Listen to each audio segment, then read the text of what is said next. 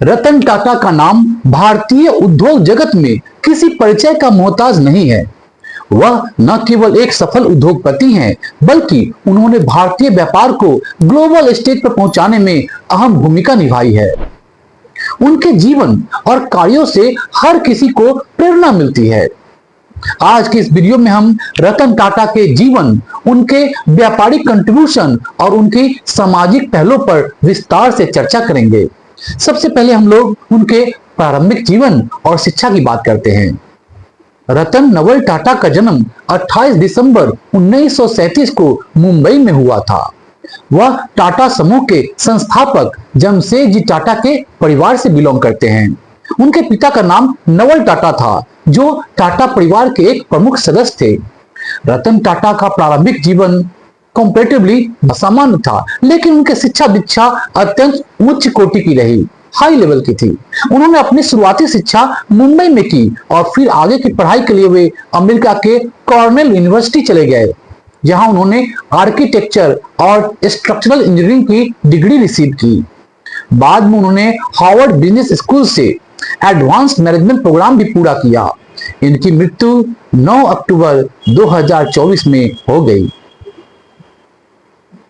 इनकी एंट्री टाटा समूह में कैसे हुई? रतन टाटा 1962 में टाटा समूह में अपने करियर की शुरुआत की। शुरुआती दौर में उन्होंने कंपनी के डिफरेंट स्टेज पर काम करना शुरू किया। डिफरेंट स्टेज पर काम करने का अनुभव प्राप्त हुआ उन्होंने टाटा स्टील के शॉप फ्लोर पर काम किया, जहां उन्हें कंपनी के लोअर लेवल पर होने वाले कामकाज की बारीकियों को समझने का मौका मिला। यह एक्सपीरियंस उनके लीडरशिप एबिलिटी को मजबूत बनाने में सहायक सिद्ध हुआ। 1971 में उन्हें टाटा समूह की एक संघर्षशील company Nelco national radio and electronics company limited का प्रभारी बनाया गया, लीडर बनाया गया। उस समय नेल्को घाटे में चल रही थी, लेकिन रतन टाटा के नेतृत्व में कंपनी ने धीरे धीरे प्रोग्रेस करना शुरू किया। हालांकि इंडियन इकोनॉमिक्स की चुनौतियों के कारण नेल्को को बड़ी सफलता नहीं मिली, लेकिन रतन टाटा के लीडरशिप और उनकी व्यापारिक स्ट्रेटेजी ने उन्हें एक मजबूत इंडस्ट्रियलिस्ट के रूप में स्थापित कर दिया। ये रतन टाटा बाद में टाटा समूह के चेयरमैन भी बने। 1991 में जब JRD टाटा ने टाटा समूह के चेयरमैन का पद छोड़ा, तब रतन टाटा को इस महत्वपूर्ण पद पर नियुक्त किया गया। उस समय टाटा समूह के कई बड़ी कंपनियां के प्रमुख स्वतंत्र रूप से काम कर रहे थे और समूह के अंदर आपसी सामंजस्य की कमी थी, कोऑर्डिनेशन की बहुत बड़ी कमी थी। 1991 में जब JRD टाटा ने टाटा ग्रुप के चेयरमैन का पद को छोड़ दिया, तब रतन टाटा को इस इंपॉर्टेंट पद पर नियुक्त किया गया। उस समय टाटा ग्रुप के कई बड़ी कंपनियों के प्रमुख स्वतंत्र रूप से काम कर रहे थे और टाटा ग्रुप के अंदर आपसी कोऑर्डिनेशन की कमी थी। रतन टाटा ने टाटा ग्रुप के अंदर यूनिफिकेशन और सामूहिक नेतृत्व की परिकल्पना की और इस दिशा में उन्होंने बहुत सारे कदम उठाए। उन्होंने टाटा ग्रुप की विभिन्न कंपनियों के बीच तालमेल बिठाने के लिए बहुत सारे अटेम्प्ट किए और टाटा ग्रुप को एक इकाई के रूप में खड़ा किया। उनके लीडरशिप में टाटा ग्रुप ने कई बड़े व्यापारिक फैसले लिए, डिसीजन लिए। उन्होंने न केवल डोमेस्टिक स्टेज पर बल्कि इंटरनेशनल लेवल पर भी कंपनी का एक्सटेंड किया। Tata motors, Tata steel, Tata consultancy service TCS, Tata tele services और टाटा पावर जैसी कंपनियों ने उनके नेतृत्व में ऊंचाइयों को छुआ। अंतर्राष्ट्रीय स्तर पर भी टाटा समूह का विस्तार इन्हीं के नेतृत्व में हुआ। रतन टाटा के लीडरशिप में टाटा ग्रुप ने कई इंटरनेशनल एक्विजिशन किए, जिसमें से कुछ बेहद महत्वपूर्ण रहे। 2000 में टाटा समूह ने लंदन स्थित टेटली टी का एक्विजिशन किया, जिससे यह कंपनी ग्लोबल चाय उद्योग में एक प्रमुख खिलाड़ी बन गई। 2004 में टाटा मोटर्स ने दक्षिण कोरियाई कंपनी डेवी मोटर्स की कमर्शियल वाहन इकाई का अधिग्रहण किया, लेकिन सबसे चर्चित एक्विजिशन 2007 में हुआ, जब टाटा स्टील ने एंग्लो डच कंपनी कोरस को खरीदा। यह उस समय भारतीय इतिहास का सबसे बड़ा विदेशी अधिग्रहण था। 2008 में टाटा मोटर्स ने एक और महत्वपूर्ण कदम उठाया और British luxury car brands Jaguar और लैंड रोवर का अधिग्रहण किया। इस अधिग्रहण ने टाटा मोटर्स को ग्लोबल स्टेज पर स्थापित कर दिया और भारतीय ऑटोमोबाइल उद्योग को एक नया मुकाम दिया। रतन टाटा मिडिल क्लास के लिए कार बनाना चाहते थे, जिसकी परिकल्पना उन्होंने नैनो कार के रूप में की। रतन टाटा का एक सपना था कि वह आम भारतीयों के लिए एक किफायती कार बनाए। इस विचार से प्रेरित होकर उन्होंने 2008 में टाटा नैनो को लॉन्च किया। टाटा नैनो को दुनिया की सबसे सस्ती कार के रूप में प्रेजेंट किया गया। इसका उद्देश्य था कि हर भारतीय परिवार के पास एक कार हो। हालांकि नैनो को प्रारंभिक सफलता मिली, लेकिन बाद में इसे बाजार में कई चैलेंजेस का सामना करना पड़ा। फिर भी रतन टाटा का यह प्रयास उनकी दूरदृष्टि और समाज के प्रति उनकी जिम्मेदारियों को दिखाता है। उनके लीडरशिप के स्टाइल और जो वैल्यू है उस पर उन्होंने बहुत काम किया है। अब हम लोग उनके नेतृत्व शैली, उनके लीडरशिप स्टाइल और उनके वैल्यूज पर प्रकाश डालेंगे।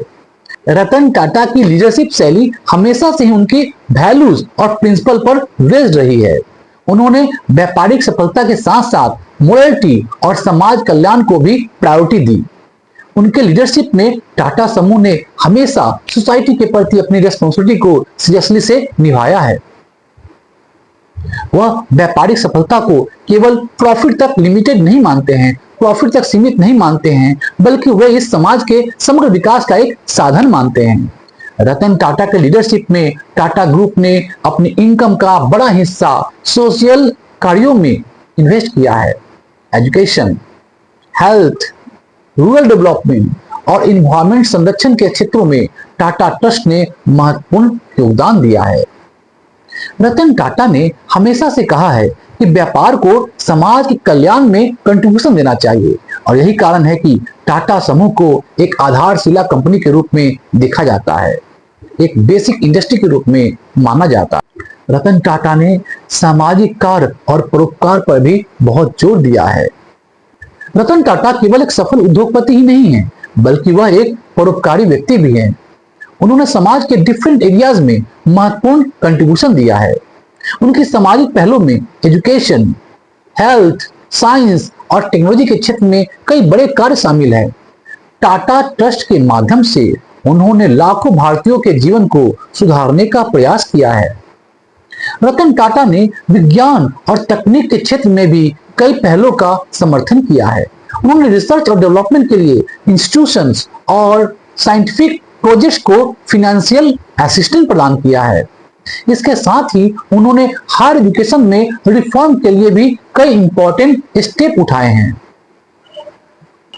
2012 में रतन टाटा ने टाटा ग्रुप के चेयरमैन का पद से सेवानिवृत्ति ले ली, वे रिटायर हो गए। उनके उत्तराधिकारी के रूप में साइरस मिस्त्री को चुना गया, लेकिन कुछ वर्षों के बाद उन्हें इस पद से हटा दिया गया और इसके बाद रतन टाटा अस्थायी रूप से एक बार फिर से चेयरमैन बने। बाद में एन चंद्रशेखरन को टाटा समूह का अस्थायी चेयरमैन बनाया गया। हालांकि रतन टाटा ने सेवानिवृत्ति ले ली है, फॉर्मली उन्होंने रिटायरमेंट ले ली है, लेकिन वह तब भी सामाजिक कार्यों और टाटा ट्रस्ट के माध्यम से समाज में योगदान देते रहे। वह युवा उद्यमियों, यंग एंटरप्रेन्योर्स के लिए एक प्रेरणा के स्रोत है। उन्हें सलाह देते हैं। सोशल मीडिया पर भी वो बहुत सक्रिय रहते थे और लोगों से सीधे संवाद करते थे। रतन टाटा नहीं रहे, लेकिन वो अपने पीछे बहुत कुछ शिक्षा छोड़ गए हैं। हमें उनसे शिक्षा लेना चाहिए, प्रेरणा लेना चाहिए। रतन टाटा का जीवन केवल व्यापारिक सफलता की कहानी नहीं है, बल्कि यह एक ऐसे व्यक्ति की कहानी है जिसने अपने जीवन को समाज के हित में समर्पित किया।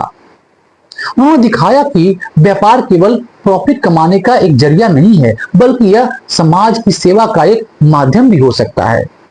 उनके लीडरशिप स्टाइल, जिसमें मोरालिटी है, ट्रांसपेरेंसी है और समाज कल्याण पर जोर दिया जाता है, हर किसी के लिए जो एक प्रेरणा है, इंस्पिरेशन है। रतन टाटा की सबसे बड़ी विशेषता उनकी विनम्रता है। वो डाउन टू अर्थ थे। इतनी ऊंचाइयों पर पहुंचने के बाद भी वह हमेशा जमीन से जुड़े रहे। वह अपने कर्मचारियों के प्रति बेहद सम्मानजनक रहे, उन्हें रिस्पेक्ट करते थे और हमेशा उन्हें अपने परिवार का हिस्सा मानते हैं। उनके साथ ही वह अपनी आलोचनाओं को भी पॉजिटिवली लेते हैं, उन्हें सुधार का अवसर मानते थे। कुल मिलाकर देखते हैं हम लोग कि रतन टाटा, जो अब नहीं रहे, एक ऐसे उद्योगपति थे जिन्होंने भारतीय व्यापार जगत को नए नए डायमेंशन दिए, बल्कि समाज के प्रति अपनी रिस्पॉन्सिबिलिटी को भी बखूबी निभाया। उनके लीडरशिप में टाटा ग्रुप ने ग्लोबल स्टेज पर अपनी पहचान बनाई और कई सामाजिक कार्यों में भी अग्रणी भूमिका निभाई। उनकी कहानी हर भारतीय के लिए एक इंस्पिरेशन का सोर्स है और उनका जीवन यह सिखाता है कि व्यापारिक सफलता के साथ साथ समाज कल्याण को भी प्रायोरिटी देनी चाहिए। आशा करता हूं इस वीडियो के द्वारा आपने रतन टाटा से बहुत सारी प्रेरणा ली होगी। रतन टाटा के बारे में अब आप और क्या जानना चाहते हैं, हमें कमेंट करके जरूर बताएं और इस वीडियो को आप लाइक और शेयर जरूर करें। धन्यवाद। Thank you.